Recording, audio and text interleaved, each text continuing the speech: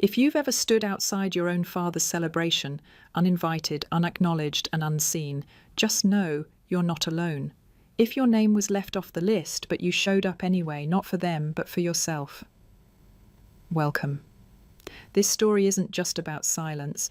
It's about what happens when the people who erased you get forced to read your name out loud. The parking lot was already half full when I pulled in.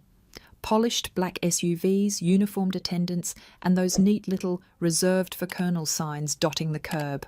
All the signs of a retirement ceremony done big. My father's retirement ceremony. Lieutenant General Elias Maddox. Decorated, respected, adored. And I wasn't on the guest list. I showed up early. Not out of excitement, but strategy. I wanted time. Time to walk away if the sting came too fast. Time to steel myself if they looked through me again. I'd worn the dress blues, every ribbon placed with surgical precision, every button shined to regulation perfect. But I'd kept the stars on my shoulders covered under a dark wool coat, just in case. The gate guard was a young corporal, clipboard in hand, posture stiff. He looked up when I approached, friendly but detached. "Good morning, ma'am. ID, please." I handed it over. "Rowan Maddox." His eyes flicked down the list, brows tightened. "I've got Elias, Margaret, and Roman Maddox, but no Rowan Maddox listed." He looked back at me, not with suspicion, worse, confusion, like I was trying to sneak into my own family. "I'm General Maddox's daughter," I said, flat, calm, practiced. He checked again. "Sorry, ma'am, not seeing your name. I can radio someone if you want." But he didn't mean it. Behind him, a rope line separated the security checkpoint from the official event space. And just as he said it, they appeared. My family. My father in full formal uniform, stiff and gleaming. My mother wrapped in deep navy like she was headed to a Dar luncheon. And Roman, my brother, striding like he owned the air around him, his wife clinging to his elbow like a campaign ribbon. They walked right past me, didn't stop, didn't blink. Roman smirked. "Problem with your clearance, Ro?" He tossed over his shoulder, didn't even slow down. He hadn't used my full name in 10 years. Only used it now to remind me who still held the keys. The corporal glanced at me, awkward now, unsure. I could still call someone. "Don't bother," I said. My voice came out colder than I expected. "I'll wait." He didn't know what to do with that, so I stepped to the side, coat still wrapped, stars still hidden, and watched. Watched as my own family cleared security, walked the red carpet line, received printed programs bearing my father's face like a political poster. I didn't get one of those either. It wasn't new. I got the invitation to this event via a forwarded email. No RSVP, no message, just a subject line from my mother that said, "Lunch afterward, dress appropriately."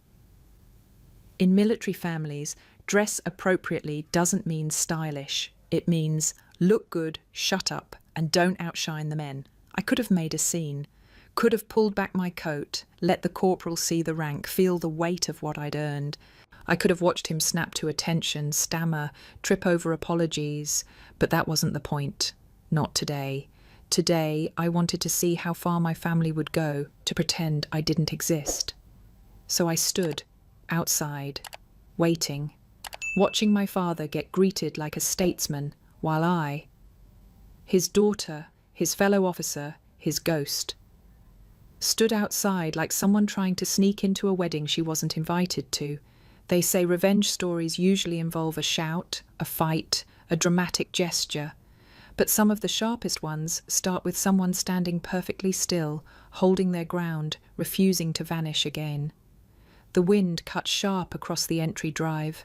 My fingers tensed inside their gloves, not from cold, just memory, the kind that creeps in through cracks you thought you sealed years ago.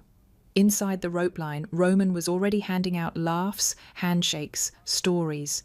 His uniform sharp, confident. My father had once said, Roman was born to wear it. He'd never said that about me. He'd once called me good with books. The kind of thing you say about someone you're vaguely proud of because they stayed out of jail.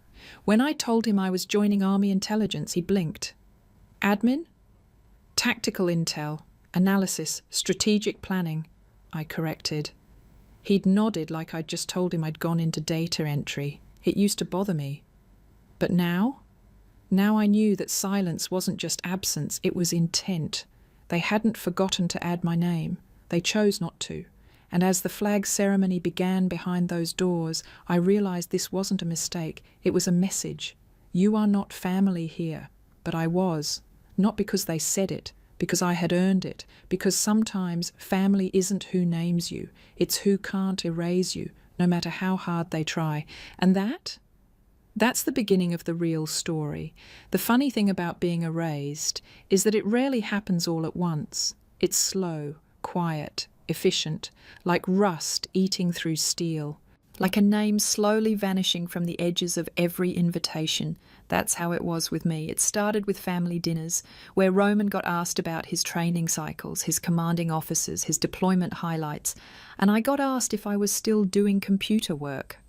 I remember once, Thanksgiving, Rowan walked in late, still in uniform, boots dusty from a Fort Carson rotation. Mum gasped like he was a celebrity. I'd flown in the night before from Brussels, jet-lagged from a closed-door debrief on an op I couldn't even name out loud. No one noticed. Rowan, could you help warm the rolls? That was my welcome. I'd been stateside less than 12 hours. Rowan got a bourbon, I got bread duty. At one point, Uncle Walt, former Navy, 2 tours, loudest voice at every dinner, asked if I was still working the admin track. Before I could answer, my mom chimed in. She does something with logistics, very detail-oriented. She smiled, like that was a compliment. Uncle Walt nodded and turned back to Rowan, already lost in some combat story I could barely listen to because, well, I knew how it ended. My team had rerouted their backup 36 hours prior to stop that very ambush. They didn't know that, couldn't. And that's the job, right? You save lives, bury reports, and watch someone else get the toast. I didn't speak up then. Not because I couldn't, because it was easier to let them think I was irrelevant than to watch them rewrite me all over again when they found out I wasn't. You ever been in a room full of people who talk about you like you're not there? While you're there, that particular silence isn't empty, it's weaponized. There was this one night, Rowan's promotion to captain, big deal.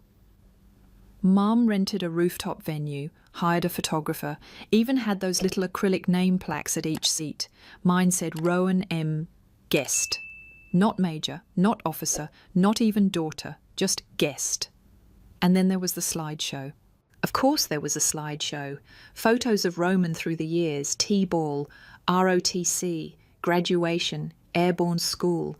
They played it to some triumphant music, everyone clapping at the end. Dad stood up, gave a little speech. Called Rowan the future of the Maddox name, the Maddox legacy. I was standing at the back, holding a tray of drinks. The bartender had asked me if I worked catering. I didn't correct her, because honestly, that's how thoroughly I'd been erased. That's how hard they needed me not to matter. Now let me ask you something. Have you ever had someone steal your name while pretending it's no big deal? There was a year, long before I made brigadier, where the Maddox household filed some paperwork inconsistencies. I found out from a military tax auditor that my SSN had been used to claim housing and deployment credits. For Rowan. When I called my mother about it, her answer was, "Oh, honey, it's all one family anyway, and you don't even claim those things." Right, because claiming meant being seen, and that was never the plan. Look, if you've ever been the sibling who got asked to help instead of be honoured, if you've ever had your own family build an entire legacy on top of pretending you were almost military, you can probably feel what I felt that night. That mix of rage and resignation that hits like a punch you saw coming, but couldn't dodge. Drop it in the comments if this hits too close to home, not for attention, just so I know I'm not the only one who's been edited out of their own bloodline, because that's what it was, editing. I wasn't banished. That would have taken effort. I was softened, sidelined, footnoted into a version of myself they could manage. It didn't matter that I was running joint intel with foreign liaisons. Didn't matter that I was authoring reports that landed on the desk of people whose faces were never shown on TV. To them, I was just a quiet girl who never asked for more than what she got. And they liked it that way. One time I tried to tell my father what I was actually doing. He was at the grill flipping steaks like it was a national sport. I said, "Dad, I'm working on asset recovery in East Africa. It's complex, but we've neutralized 2 channels feeding encrypted comms into..." He cut me off mid-sentence. "Let's not pretend paperwork wins wars, kid." I didn't try again. Not because I gave up, because I learned fast. You don't ask to be heard in a house built on selective memory. You just get better at watching, at collecting proof, at outlasting the version of yourself they keep trying to shrink. And eventually, you stop needing them to call you anything at all, because sooner or later, someone else will. And that's where the reckoning begins. The sun had started to peek through the thin grey clouds when the tension shifted. I was still standing by the rope line, coat tight around my uniform, watching guests trickle in like actors arriving to play their part in someone else's script. Inside, you could hear the dull murmur of handshakes and fake laughter, silver heels clicking across marble, that ceremony energy, all polish, posture, and polite pretenses. No one had offered me a seat. No one had even offered me a second glance. It had been over an hour since my parents walked by like I was scenery.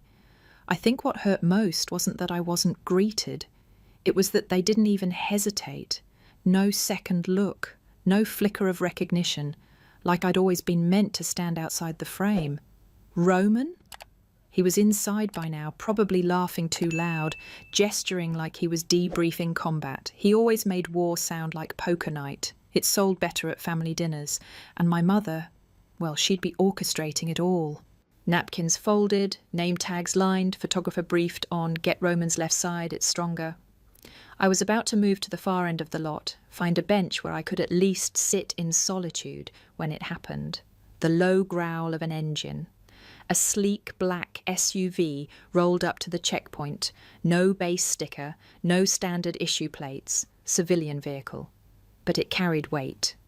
The corporal at the gate straightened, clipboard still in hand, but shoulders stiff now, like something had told him to brace. The SUV door opened.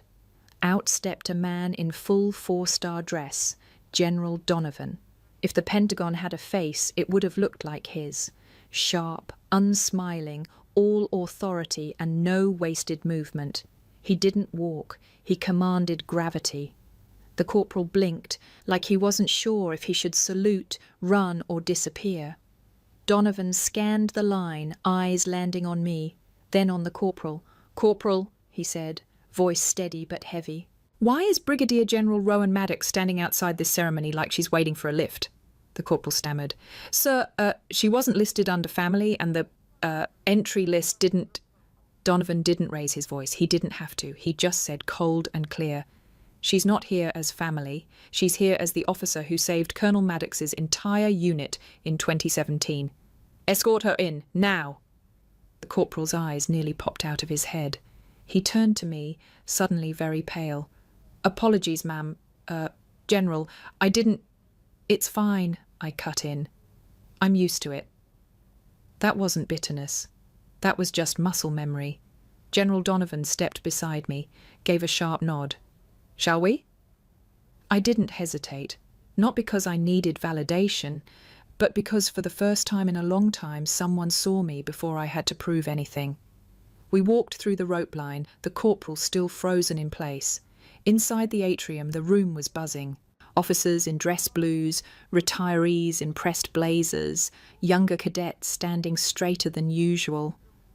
No one noticed me at first. I was just another uniform, another body in motion, until Donovan said, just loud enough, "General Maddox will sit with me near the front. Understood?" And that's when heads turned, Romans included. I caught his expression for half a second, a flicker of confusion, then disbelief, then something else, recognition, laced with panic. He didn't say anything, just stared, like someone had pulled back a curtain and realized the prop was a person. My mother was standing by the refreshments table speaking with a colonel's wife, all pearls and practiced posture. She turned just in time to see me walk past her. No coat, no hiding. The stars on my shoulder were visible now. Her eyes widened. She opened her mouth like she might say something, but didn't. She just looked at me like she'd seen a ghost that refused to vanish. A ghost that now outranked the room. As I passed, Donovan said quietly, "They really didn't know, did they?" I shook my head once. "They didn't want to." He nodded. "Well, they know now." The seating was already half full, but a row near the front had been held for VIPs. Donovan led me to the aisle. As I took my seat, someone in the row behind whispered, "Wait, that's Maddox? From Echo Relay?" I didn't turn around. I didn't smile. I just sat, back straight, hands calm in my lap. I'd spent years in debrief rooms more tense than this, rooms where a wrong pause could cost lives. This was personal. But it wasn't fragile. They say some of the most powerful revenge stories don't come with yelling or violence or flames. They come with presence. You show up, unannounced, uninvited, and you don't flinch. I didn't need to be on their list, because I wasn't walking in as someone's daughter. I was walking in as someone they'd spent a decade trying not to see, and could no longer ignore. The room had gone quiet in that reverent, orchestrated way only military ceremonies know how to do. Stage lights were perfectly balanced. A giant projection screen hung above the flag-draped stage. And at the centre of it all, in a walnut-finished chair that looked more throne than furniture, sat my father. Lieutenant General Elias Maddox, smiling, straight-backed, in full regalia, ribbons lined like war confetti across his chest. Rowan sat 2 seats to his right, his uniform freshly pressed, jaw firm, wife glowing beside him like she was the First Lady of Fort Leland. And me? I was near the aisle, quiet, present, very much not part of the family section, exactly how they preferred it, or thought they did.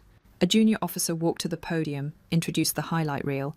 To honour General Maddox's extraordinary legacy, we present a retrospective of his service to the nation. Cue the music. Orchestral, grand, just dramatic enough to stir pride, but not tears. The video began. Photos of deployments, handshakes, base awards, clips of Dad pinning medals, standing beside flags, inspecting troops like a seasoned mentor. The crowd nodded, clapped politely at intervals. My mother dabbed her eyes, just enough for cameras to catch. And then something shifted. The music didn't change, but the tone did. The screen flashed grainy drone footage, a convoy, desert terrain, satellite overlays. Not the polished kind of tribute footage. This was pulled from deep ops archives. Classified texture. I knew instantly they'd queued the wrong file. The subtitle appeared in white text at the bottom left. Operation Echo Relay, Reroute Coordination Feed, Declassified Segment. People in the room shifted. A murmur began. Rowan sat straighter. I could see his shoulders lock like he was bracing for impact, and then the voice came through. Target coordinates adjusted by 27 minutes. Convoy delay ordered by Maddox R. Repeat, Maddox R. Confirmed override via priority channel. A low ripple spread through the audience. Someone near me whispered, "Wait, wasn't that the op where Colonel Maddox's unit got pulled off the original path at the last second?" Another added, "That move saved their lives. There were IEDs set all over that original route." Rowan turned in his chair, slowly, like his spine was made of glass, and looked at me for the first time that day. The officer at the podium scrambled. You could tell something hadn't gone according to script. He glanced at the AV tech offstage, who shrugged. The crowd wasn't murmuring now. They were focused, riveted. Then a voice came through the speakers, clear, solemn. Captain Nathan Reyes, formerly MIA, presumed dead. now very much alive. His video feed began. He sat in uniform, forward deployed, background blurred. General Maddox, he said, though no one yet knew which Maddox he meant. 6 years ago, my unit was retasked at the last minute. We thought it was a logistical glitch. Turned out it was the reason we came home alive. He paused, collected himself. We learned later the redirect came from someone monitoring intercepts behind the curtain, someone who wasn't at the front but was the reason we made it through. He looked up, and this time his words hit like a direct hit to the chest. That someone was Brigadier General Rowan Maddox. The room gasped. Actual, audible gasps. I've never met her. I didn't even know her name until last year, but because of her I got to meet my daughter, I got to call my wife after the mission, I got to live. He smiled, not big, just enough. So while we're here to honour one General Maddox today, let's not forget the one who saved him. And just like that, the screen went black. I didn't move. Roman was frozen. My mother? Her hand had stopped mid-clap, her mouth slightly open, and my father. His smile had disappeared. The announcer at the podium cleared his throat, then said, "We'd like to formally recognise the actions of Brigadier General Rowan Maddox, whose intervention in Operation Echo Relay preserved the lives of an entire American unit, including Colonel Roman Maddox." The silence was thunderous. The crowd turned toward me like gravity had shifted. Some stood, some nodded. No applause, just respect. I stood slowly. No need to speak. No need to gloat. I just existed in a room that had tried for years to pretend I didn't. And in that moment, the narrative cracked. The version of my life they had sold each other at barbecues and holiday dinners, it shattered. I didn't need to scream, didn't need to say, "I told you so." I just had to stand still. Because standing still, after being erased for so long, was the loudest thing I'd ever done. The reception hall buzzed in that strange, off-kilter way it does when something unplanned just happened. People weren't talking about the guest of honour anymore. They were whispering about me. I caught snatches of it while walking through the lobby. Was she really the one who saved Roman's unit? I thought she wasn't even invited. She's his daughter, right? The truth hung in the air like smoke, visible, acrid, and hard to ignore. I didn't stay for the cake, didn't need another plastic fork and forced compliment. I stepped outside into the crisp afternoon, away from the framed photos and the cocktail tables. The winter air hit my lungs clean. And for the first time all day, I let myself exhale. That's when I heard the door open behind me. Footsteps. Familiar. I didn't turn. Rowan. My father's voice. Not loud, not commanding, almost unsure. I turned slowly. He stood there, still in his uniform, but it looked different now, smaller somehow. We stood 5 feet apart, but it might as well have been 5 years. "I didn't know," he said. I nodded once. "I believe that." He took a breath. "You could have told us." I tilted my head. Could I? I let the silence carry that question until it got uncomfortable, because it should have been uncomfortable. "The last time I tried to explain what I did," I continued, "you told me I'd make a good typist." He looked down at his boots. That same shine he used to brag about at inspections, it looked dulled now. "That was years ago," he muttered. I didn't bite. "No," I said, "that was a pattern." His jaw clenched. I saw it. The reflex to argue, to justify, to make it about his version of the truth. But he didn't take it. He just stood there, hands buried in his pockets like he was trying not to shake. "I thought you stayed away because you didn't want to be part of the family anymore." I stared at him, then said plainly, "I stayed away because I got tired of trying to prove I existed." He blinked. Once. Twice. Like the weight of those words hit harder than he expected. "You saved your brother's life," he said. "Yeah," I replied, voice even. "And probably a few others too." There was no brag in it, just truth. For a second I saw something in his face crack, not break, but shift. the way tectonic plates do right before an earthquake. Why didn't you say anything? I let that one hang, then answered softer this time. Because I didn't need you to know. I just needed you not to doubt me. He looked at me then, really looked at me, in a way I hadn't seen since I was a kid holding up a drawing he barely glanced at. I was hard on you.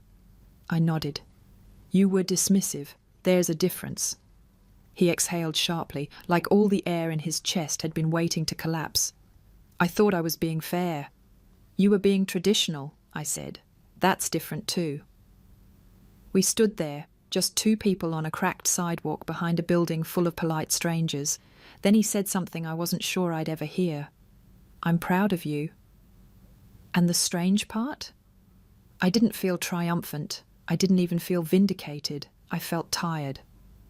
Thank you, I said, not bitter, not angry, just quiet. He nodded, and it wasn't reluctant this time. It looked like recognition. Then came the part that stung more than any dismissal. I was wrong about you. I didn't say anything right away.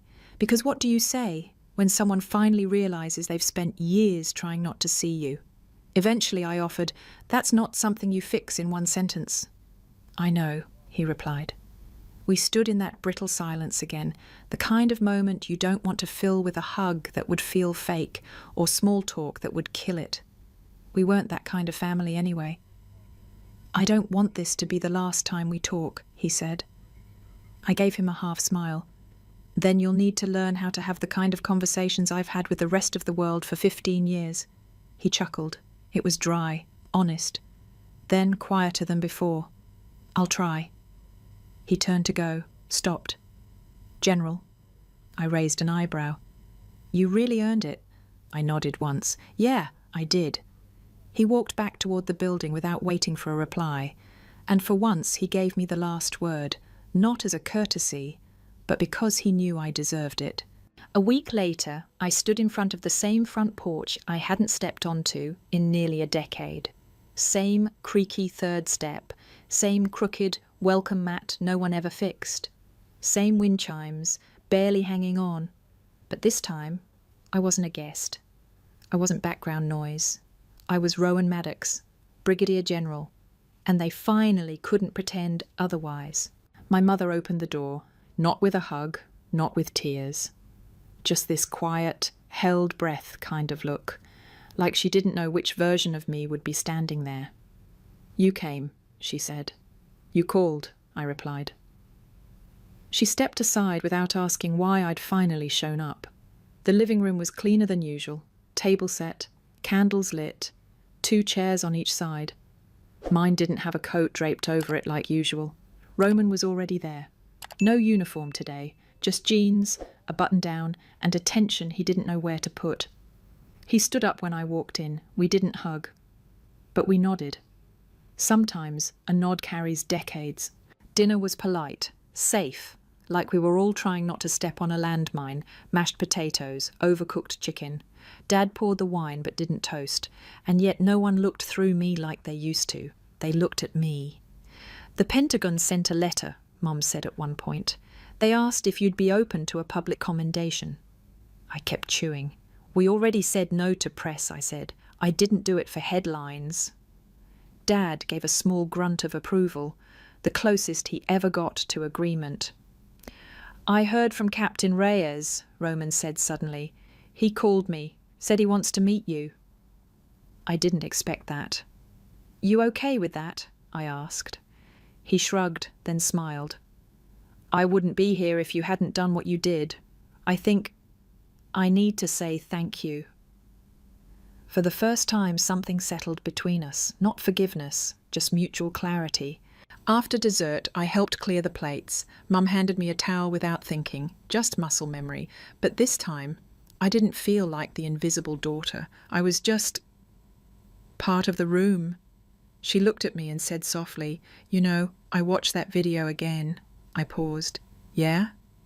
You didn't even flinch when they said your name, like you'd been waiting, but also didn't need it. I nodded. I had to become the kind of woman who didn't need it, because for a long time, no one ever gave it. She looked down, ashamed but not defensive. That mattered. "I'm sorry," she said. And that was enough. Not perfect, not fixed, but enough. When I got up to leave, Roman walked me to the door. "We'll be at the next one," he said. "Next one?" "Promotion, whatever comes next." I chuckled. "You think there's a next?" He grinned. "Knowing you, I'd bet on it." We shook hands. Real handshake. Brother to sister, soldier to soldier. Dad didn't come to the door. But as I walked past the window, I saw him watching from inside. He didn't wave, but he didn't look away either. That was his way of saying what he couldn't bring himself to say out loud. When I got in my car, I sat there for a minute, keys in my hand. And for the first time in years, I didn't feel like I was driving away from something. I was just going home. Not to home, but with it inside me. Not because they fixed it, but because I finally stopped needing their version of love to feel whole. There's something wild about finally hearing the apology you gave up hoping for. But let me ask you something. Have you ever had to succeed just to be seen? Or had someone look you in the eye only after the world validated your worth? If you've ever been the invisible one in your family, drop a what below and tell me where you're watching from. I read every story, and you're not alone.